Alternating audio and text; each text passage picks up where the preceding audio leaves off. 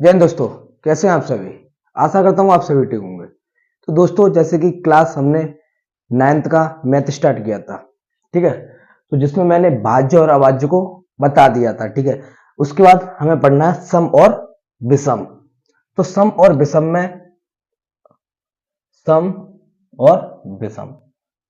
तो सम संख्याएं और विषम संख्याएं पढ़नी है, ठीक है।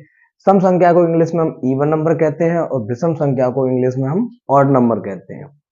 तो इसकी डेफिनेशन क्या बनेगी? तो सम संख्या किसे कहते हैं और विषम संख्या, ठीक है। तो वे वे संख्याएं जो दो से पूर्णतः विभाजित होती हैं। वे संख्याएं जो दो से पूर्णतः विभाजित होती हैं, दो से पूरी पूरी तरह से कट जाए, पूरा पूरा भाग चला जाए दो का, तो उन्हें हम क्या कहते हैं? सम संख्या। और विषम संख्या किसे कहते हैं? जिसे हम इंग्लिश में क्या कहते हैं? Odd number. वे संख्याएं जो दो से विभाजित नहीं होती हैं, ठीक है भाई। वे संख्याएं जो दो से पूर्णतः विभाजित होती हैं उसे हम सम संख्या कहते हैं, और जो दो से पूर्णतः विभाजित नहीं होती उसे हम विषम संख्या कहते हैं। तो देखिए दोस्तों, इसमें मैं दो तीन तरीके से बताऊंगा सम संख्या को, ठीक है। लेकिन सबसे पहले जो सभी लोग पढ़ाते हैं उसे मैं भी पढ़ाऊंगा, ठीक है। तो देखिए, हम स्टार्ट करते हैं एक से। वैसे इसे हम लोग प्राकृतिक संख्या का पार्ट कहते हैं, ठीक है। प्राकृतिक संख्या का, किसका? प्राकृतिक संख्या। तो प्राकृतिक संख्या किससे शुरू होती है? एक, दो, तीन, चार, पांच, ठीक है। तो हमें सबसे पहले एक से स्टार्ट करना है भाई। एक से हमें किसका भाग देना है? दो का। अगर दो से पूरी पूरी बार संख्या कट गई तो वो हमारी सम होगी। अगर दो से पूरी पूरी बार संख्या नहीं कटी तो विषम होगी। तो हमारी एक का भाग जब मैंने दो में दिया तो क्या आएगा इसका भाग भाई? देने के बाद 0.5, ठीक है। तो ये पूरी तरह से तो विभाजित नहीं है। पूरी तरह का मतलब ये है, पूर्णतः का मतलब ये है कि जो संख्या जिसका भाग दें, जो आंसर आए वो पॉइंटों में नहीं, वो संख्या में ही आए। किसमें? संख्या में, पॉइंटों में नहीं, ठीक है। तो ये कैसा है? हमारा पॉइंटों में आ रहा है, पॉइंट में आ रहा है। तो ये हमारी सम संख्या नहीं है। क्या है? हमारी विषम। तो एक हमारी क्या है? विषम संख्या। उसके बाद मैं देखता हूं दो। जब मैंने दो में दो का भाग दिया तो दो एकन दो, भाई कितनी बार गया? एक बार। तो पूरी पूरी बार चला गया, एक बार गया है ना, कोई पॉइंट में नहीं है, कुछ नहीं है, सीधा सीधा हमारा नंबर है। तो क्या हो गया हमारा सम संख्या? दो। उसके बाद मैं देता हूं तीन में। जब मैंने तीन में दो का डिवाइड दिया, दो से भाग दिया तीन में, तो क्या आएगा मेरा? 1.5। तो भाई पॉइंट में आ रहा है, तो ये हमारी सम संख्या नहीं है, क्या है? विषम। तो एक, तीन। ऐसे मैंने जब चार में दिया दो से भाग, तो कितनी बार गया? दो बार। पूरी पूरा गया, तो चार मेरी क्या है? सम संख्या। जब मैंने पांच का भाग दो में दिया, सॉरी दो का भाग पांच में दिया, तो क्या है मेरा? 2.5। तो ये कैसी है? विषम, क्योंकि ये पूरी बार नहीं जा रही, पॉइंटों में आ रहा है आंसर इसका। तो एक, तीन, पांच, ठीक है। जब मैंने छह में दिया तो भाई पूरी पूरी बार गया, भाई पूरी बार गया, दो तिया छह, तो छह भी हमारी कैसी है? सम। इसके बाद हमने किया आगे सात। सात का भाग जब मैंने दिया तो क्या आ गया? 3.5। तो सात भाई कैसी है हमारी? विषम। आठ। आठ में मैंने दो से भाग दिया तो क्या आ गया भाई? चार। तो पूरी बार गया तो कैसी है? 8 हमारी सम संख्या। ठीक है, 10 तक करना है, उसके बाद आपको आगे खुद करना है, क्योंकि जब मैंने 2 का भाग 9 में दिया तो कितना आ गया 4.5। भाई 4.5 आ गया तो 9 कैसी होगी हमारी विषम संख्या। जब भाई मैंने 10 में दिया तो क्या हो गया 5 आ गया, तो 10 हमारी सम संख्या है। तो इसी प्रकार आपको आगे निकालनी है। तो ये कहां तक जाएंगी भाई, ये अनंत तक जाएंगी। कहां तक, इनफाइनाइट तक। ठीक है भाई, अनंत तक जाएंगे। इसी प्रकार ये भी हमारी कहां तक जाएंगी, अनंत तक। ठीक है भाई, देखिए 2 का पहाड़ा पढ़िए, 2 की टेबल पढ़िए कि 2 एकम 2, 2 दूना 4, 2 तिया 6। तो ये 2 का पहाड़ा है, 2 से जा रहा है। ठीक है, क्योंकि जब 2 का कोई पहाड़ा होगा तो उसमें 2 का भाग दिया जाएगा, पूरी पूरी बात चलाएगा। अन्यथा अगर कोई और पहाड़ा हुआ, 2 से भाग नहीं जा रहा उसमें, तो वो कैसी होगी हमारी विषम। ठीक है, तो सम और विषम आपको समझ आ गई होंगी। अगर नहीं आए हो तो आपको कमेंट में बतानी है, जिससे कि मैं और अच्छे से आगे समझाने की आपसे कोशिश करूंगा। ठीक है, तो इसमें पूछिए आपसे क्वेश्चन कि सबसे छोटी सम संख्या, और इसमें पूछे आपसे सबसे छोटी विषम संख्या। भाई सबसे छोटी क्या दिख रही है आपको इसमें, 2 दिख रही है। आप सभी को सबसे छोटा क्या मालूम पड़ रहा है, इसमें 2 मालूम पड़ रहा है। सबसे छोटी है क्योंकि 4 उससे बड़ी है, 6 उससे भी बड़ी है, 8 उससे भी बड़ी है, तो सबसे छोटी 2 है। तो 2 क्या होगी हमारी सबसे छोटी सम संख्या। ठीक है, अब इधर सबसे छोटी विषम संख्या क्या होगी हमारी 1, क्योंकि बाकी सब सभी बड़ी हैं हमारी। तो सबसे छोटी क्या होगी 1। ठीक है, 1 होगी। अच्छा, बहुत सी जगह आपने देखा होगा कि हमारी प्राकृतिक जो सम संख्या है उसमें हमें जीरो भी एक सम संख्या होता है, जीरो भी एक सम संख्या होता है। ठीक है, और हालांकि मैं जो पढ़ाता हूँ वो जीरो सहित पढ़ाता हूँ। जीरो के साथ और कुछ नंबर है जो हमारे माइनस में होते हैं, मैं उन्हें भी पढ़ाता हूँ, सम और विषम कैसे है। तो वो क्वेश्चन पूछने का तरीका है। अगर क्वेश्चन आपसे पूछे कि सम प्राकृतिक संख्या या सम सॉरी विषम प्राकृत संख्या, देखिए मैं सभी क्वेश्चन लिख रहा हूं, उन्हें बताते हुए चलूंगा। इस उदाहरण को मैं जो मैंने ये समझाया इसे रफ कर रहा हूं, ये ऐसे ही रहने दूंगा। इसके बाद मैं बताऊंगा जब क्वेश्चन बनेगा तो हमें आंसर किस प्रकार देना है। ठीक है, तो इसे आप नोट कीजिए, इसे मैं रफ करूंगा, इतना इतना रहने दूंगा। ठीक है, आगे समझते। तो भाई हमें क्या पढ़ना है, देखिए जीरो के बारे में। किसके बारे में, जीरो के। जब मैंने जीरो में 2 से भाग दिया तो कितनी बार गया भाई, जब मैंने 2 से जीरो में भाग दिया तो कितनी बार गया। अगर 2 का गुणा मैं जीरो में करूं तो भाई 2 का जब गुणा किया जाएगा जीरो में, क्योंकि जब मैंने 2 का गुणा 2 का भाग देना 7 में, तो 2 तिया 6, इसी प्रकार होता है। तो 2 का गुणा जीरो में किया जाए तो जीरो आएगा नहीं आएगा, आएगा। तो भाई पूर्णतः जा रहा है ना भाई, आंसर जीरो आ रहा है, कोई पॉइंट में ना किसी में, पूर्णतः जा रहा है, पूर्णतः जा रहा है। इसीलिए जीरो को हमने सम संख्या में रखा है। ठीक है, जीरो को सम संख्या कहते हैं। क्यों कहते हैं, क्योंकि वो पूर्णतः विभाजित होता है 2 से। ठीक है, अब बात आती है तो हमने यहां जीरो क्यों नहीं लिया। देखिए अगर आपसे पूछे सम प्राकृत संख्याएं, भाई क्या सम प्राकृत संख्याएं, भाई विषम क्लियर है, विषम में कोई जीरो का हमारा कुछ नहीं है, कोई जीरो का मैटर नहीं है इसमें। बट इसमें है, अगर आपसे पूछे सम पूर्णांक सॉरी संपूर्ण संख्याएं, ठीक है, पहले इन दोनों को समझते हैं।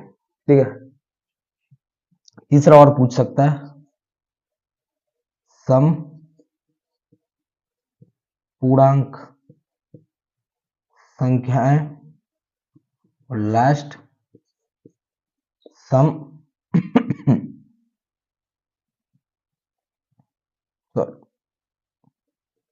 विषम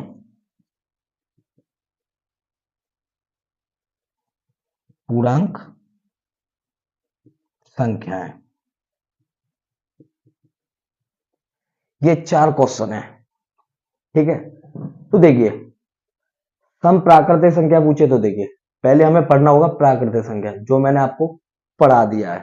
प्राकृतिक संख्या क्या होती है हमारी? 1, 2, 3, 4, 5, जो भाई 1 से शुरू और अनंत तक जाए, उन्हें हम क्या कहते हैं? प्राकृतिक संख्या। अब इन्हीं में से हमें क्या निकालना? सम संख्या। क्या निकालनी? सम संख्या। तो भाई हमने सम संख्या क्या पढ़ी थी? 2 से विभाजित हो, तो 2, 4, भाई आगे 6 आएगा, फिर 8 आएगा, क्या आएगा? 8, फिर 10 आएगा, ये आएंगी। तो ये होगी हमारी सम प्राकृत संख्या। तो क्या हो गई हमारी? 2, 4, 6, 8, 10, 12, भाई यही होंगे। 12 के बाद 2 से क्या कटे? 13 कटेगा नहीं, 14, तो एंड सो ऑन। ठीक है, ये हमने प्राकृतिक संख्या पढ़ी थी, इसीलिए हमने प्राकृतिक संख्याओं में से प्राकृतिक संख्याओं में से सम संख्या निकाले। ये सभी प्राकृतिक संख्याएं थी, इनमें से मैंने सम संख्या को निकाल लिया। ठीक है, और इन्हीं सम संख्याओं में से हमने बचा क्या हमारा? विषम। 1, 3, 5, या 7, यहां 9। तो ये हमारी कैसी हैं? इन्हें हम नाम देंगे सम, इन्हें हम नाम देंगे विषम प्राकृत संख्याएं, क्योंकि भाई ये 1 से शुरू हो रही हैं। ठीक है,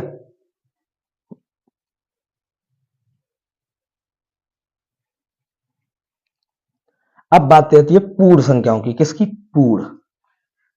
पूर्ण, तो हमने पूर्ण संख्या को पढ़ा है। क्या पढ़ा है? पूर्ण संख्या क्या होती है? जो 0 से शुरू हो और अनंत तक है। 0, 1, 2, 3, 4, 5, 6, डॉट डॉट डॉट। भाई कहां से शुरू हो रही है? 0 से। 0 से शुरू हो रही है, तो 0 को हमने रखा है किसमें? सम संख्या में, क्योंकि 0 2 से विभाजित होती है पूर्णतः। 0 2 से पूरी पूरी तरह विभाजित होती है। तो इसमें क्या हो गया हमारा? 0, 2, 4, 6, 8, 10, डॉट डॉट डॉट डॉट। भाई हो गई। अब देखिए, इसमें इसमें आपको सबसे छोटी सम संख्या क्या है? 2, और इसमें सबसे छोटी सम संख्या 0। ठीक है, 2 और 0 ये हमारी सबसे सम संख्या है। इसमें सम संख्या छोटी वाली 2 है, इसमें सबसे छोटी सम संख्या 0 है। अब बात आती है पूर्णांक की। किसकी? पूर्णांक की। तो देखिए, पूर्णांक हमने क्या पढ़ा है? पूर्णांक हमने पढ़ा है भाई जो संख्या रेखा पे दर्शाया जाए। संख्या रेखा पे क्या दर्शाया था मैंने? इधर से माइनस के अनंत से संख्याएं आ रही हैं हमारी, माइनस के 4, माइनस के 3, माइनस के 2, माइनस का 1, 0, 1, 2, 3, 4 एंड डॉट डॉट इनफाइनाइट। तो ये हमारी पूर्णांक थी। इतना हमने पढ़ लिया, इतना हमने पढ़ लिया। अब बात आती है माइनस वाली संख्याओं की। अगर देखिए, मैंने माइनस के 1 में भाग दिया 2 से, तो भाई 0.5 आ जाएगा। ये बात अलग है कि वो माइनस आएगा। ठीक है, तो देखिए, ये हमारा 2 से पूर्णतः विभाजित नहीं है ना, तो ये वाली संख्या किस में धरी जाएंगी? -1 जो है वो किस में रखा जाएगा? विषम संख्या में। तो ध्यान रखना, जो संख्याएं प्लस में रखी जाती हैं जिस प्रकार, वो माइनस में भी रखी जाएंगी। फर्क इतना है कि इनके साथ हमारा प्लस का चिन्ह आएगा, और इनके साथ जो पूर्णांक में होते हैं उनके साथ हमारा माइनस का चिन्ह आएगा। किसका? माइनस का। ठीक है, अगर मैंने ले लिया 2, भाई माइनस के 2 ले लिया, तो ये भाई पूरी पूरी बार गया, पूरी बार गया तो कितनी बार गया? -के 1 बार। चिन्ह छुपा लीजिए तो पूरी बार गया, एक बार माइनस का साइन है, हमारा चिन्ह है माइनस का। ठीक है, तो माइनस के 2 हम किस में रखेंगे, सम संख्या में। तो इसमें मैंने भाई क्या रख लिया, माइनस के 2। तो जैसे कि ये चल रही है हमारी, ये वाले, इन्हीं में सभी में माइनस लगा लीजिए, माइनस के 2, माइनस के 4, माइनस के 6, माइनस के 8 एंड डॉट डॉट डॉट। ठीक है, इसमें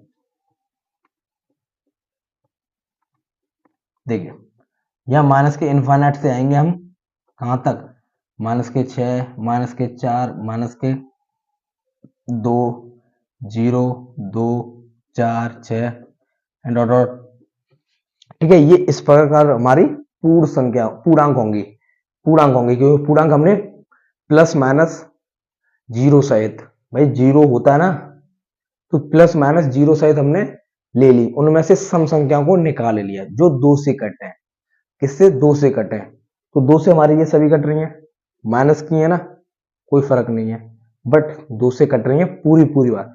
शब्द क्या जुड़ रहा है, पूर्णतः, भाई पूर्णतः जुड़ रहा है, पूरी पूरी बार गया, माइनस प्लस से मतलब नहीं है, लॉजिक है भाई।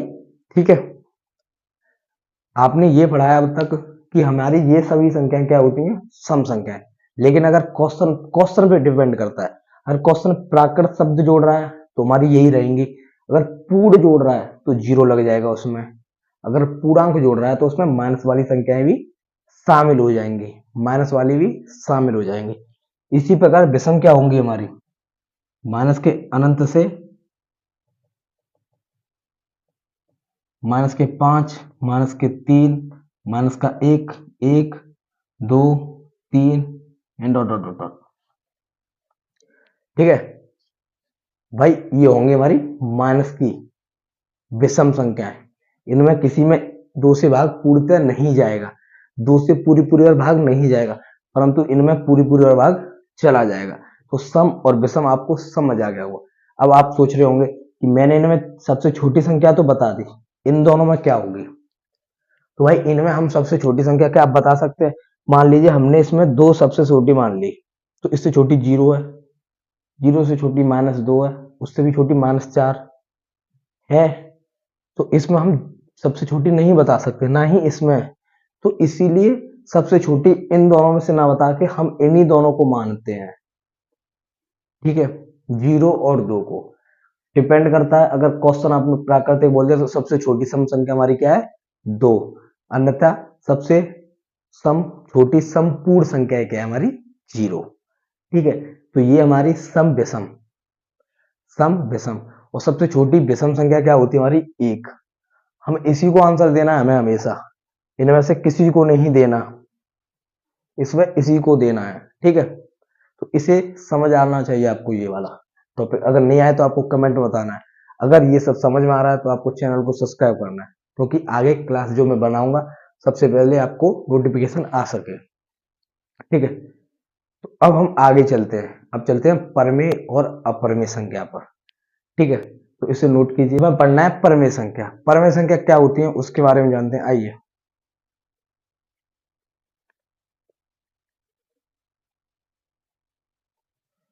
तो परमेय संख्या आपने पढ़ी होंगे कि वे संख्याएं जो P अपॉन क्यू, P बट्टे क्यू के रूप में होती हैं, क्या, यहां पर लिखते हैं, वे संख्याएं जो P बट्टे क्यू के रूप रूप में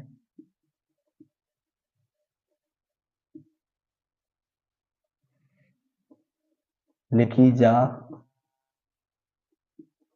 सकती हैं, वे संख्याएं जो P बट्टे क्यू के रूप में लिखी जा सकती हैं। ठीक है, जहां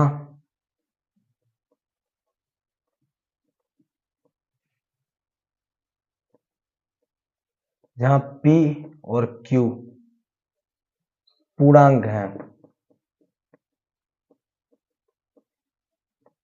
पूर्णांक है, और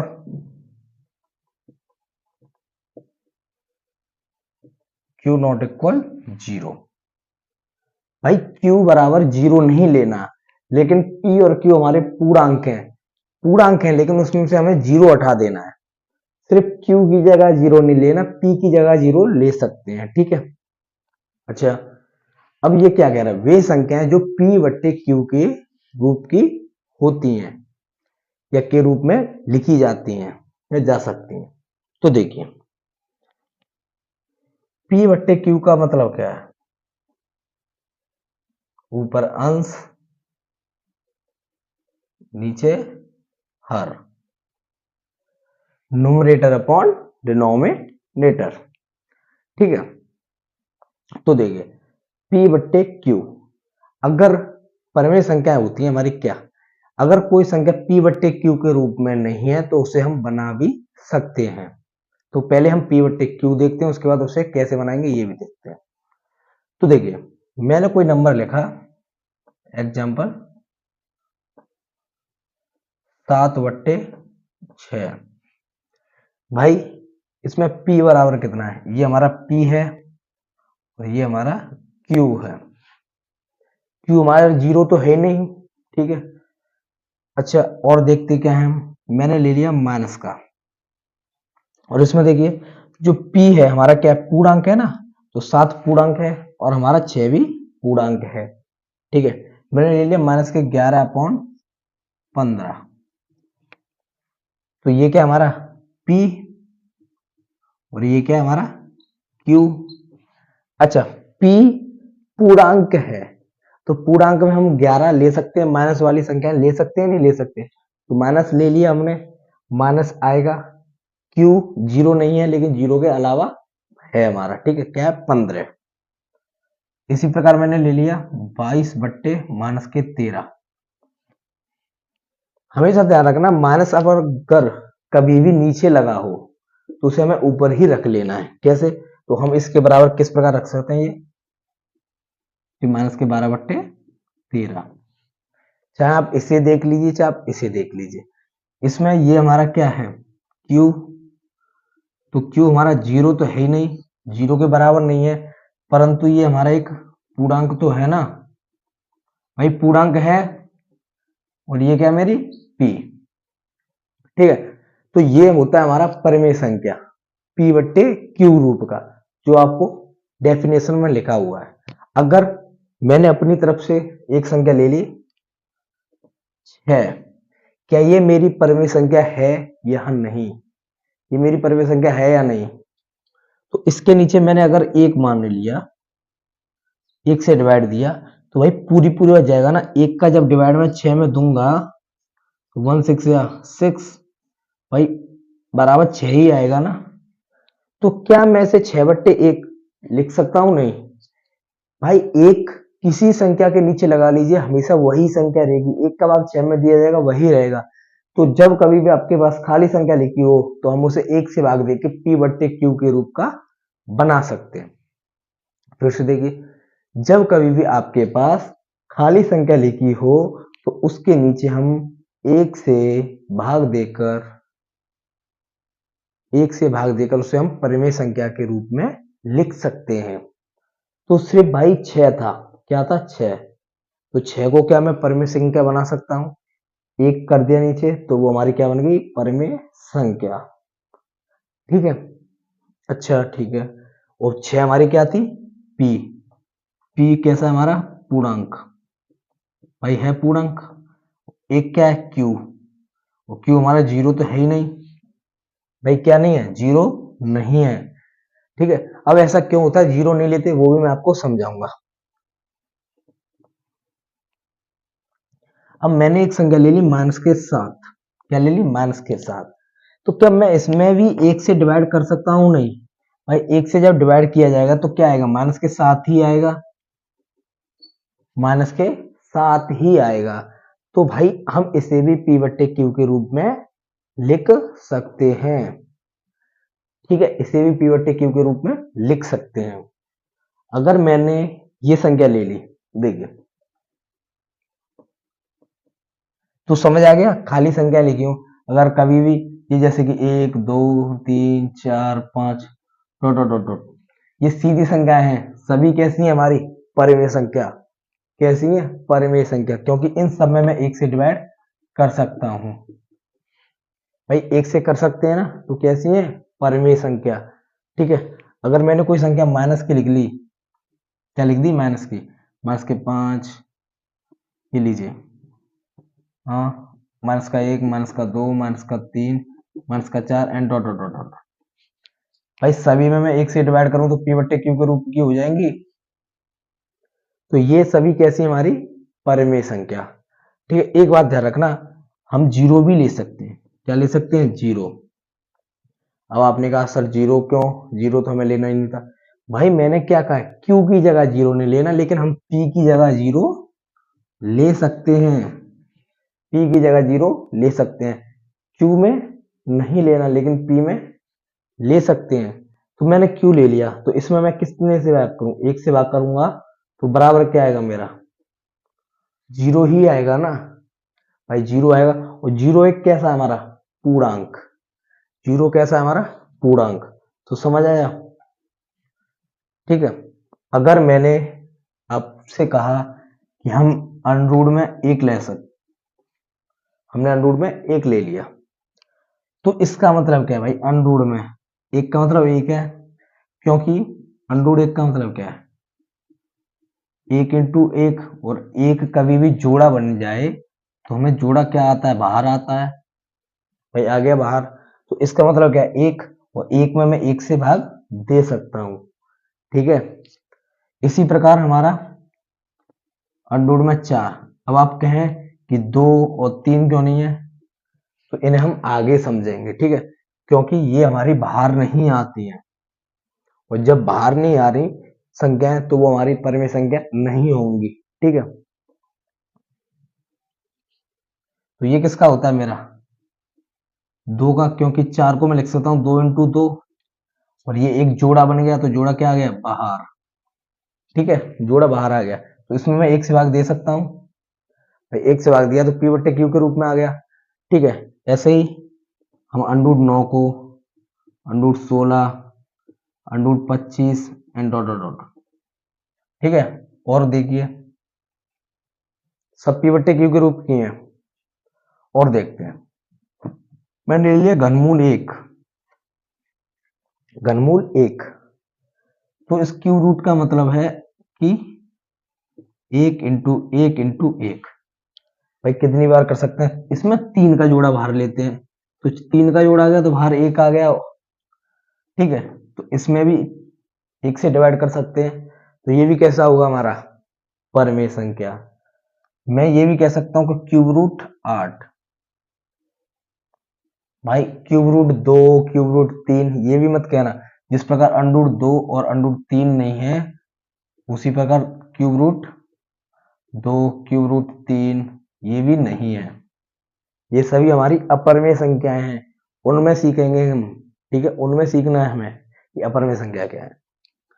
तो इसका मतलब क्या है भाई, दो इंटू दो इंटू दो। भाई 8 का जब हमने फैक्टर काटा तो दो इंटू दो, तो इसका बाहर आकर कितना हो गया दो, तो इसे भी मैं पी बट्टे क्यू के रूप में लिख सकता हूं।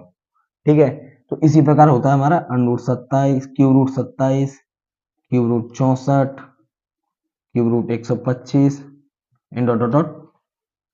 ठीक है, तो ये सभी हमारी परिमेय संख्या है। परिमेय संख्या आनी चाहिए, क्योंकि क्वेश्चन परिमेय संख्या पर है, अपरिमेय संख्या पर है। ये आपके पहले चैप्टर में मेन इंपोर्टेंट है, सबसे ज्यादा इंपोर्टेंट टॉपिक है, परिमेय और अपरिमेय। ठीक है, जब आप हाई स्कूल पढ़ेंगे उसमें भी हमारा परिमेय और अपरिमेय चलेगा। अपरिमेय पे क्वेश्चन है, ठीक है, कि अंडरूट 5 एक अपरिमेय संख्या, हमें सिद्ध करना है कैसे है वो। ठीक है, तो इसीलिए हमें ये अच्छे से पढ़ना है, इसलिए आपको अच्छे से भी पढ़ना है। ठीक, और मुझे ये अच्छे से समझाना भी है आपको। अगर नहीं समझ आए तो आपको कमेंट में बताना है। ठीक है, तो देखिए इतनी हो गई, और देखते हैं आगे परिमेय संख्या और क्या क्या है। कोई भी नंबर रिपीट हो उन्हें हम परिमेय संख्या कहते हैं। जैसे कि मैंने ले लिया 0.1 एक एक एक एक एक एक। भाई ये परिमेय संख्या कैसे है, जिन्हें हम पढ़ाएंगे। कुछ ही क्लास है, उसके बाद हमें ये पढ़नी है। ठीक है, जब हम दशमलव पढ़ेंगे तब इन्हें पढ़नी है हमें। तो दशमलव जब होंगे तब हम इन्हें सीखेंगे कैसे होती है, बिल्कुल डिटेल में सिखाऊंगा भाई, बहुत ज्यादा प्रैक्टिस कराऊंगा, बहुत ज्यादा प्रैक्टिस होगी। ठीक है, तो क्योंकि इसका मान हमारा होता है 1/9, जब हम इसे सॉल्व करते हैं तो 1/9 आता है, जो कि हमारा p/q रूप का है। ऐसे दोस्तों 0.5555, ठीक है, क्योंकि इसकी वैल्यू हमारी 5/9 होती है, पर में है। ऐसे ही 0.1233333, ये ठीक है, इन्हें भी हम p/q 0.456456456, ये सभी हमारी कैसी हैं, परमेय संख्या है। ठीक है, कैसी हैं, परमेय संख्या है। अगर मैंने कोई संख्या ऐसी ले ली जो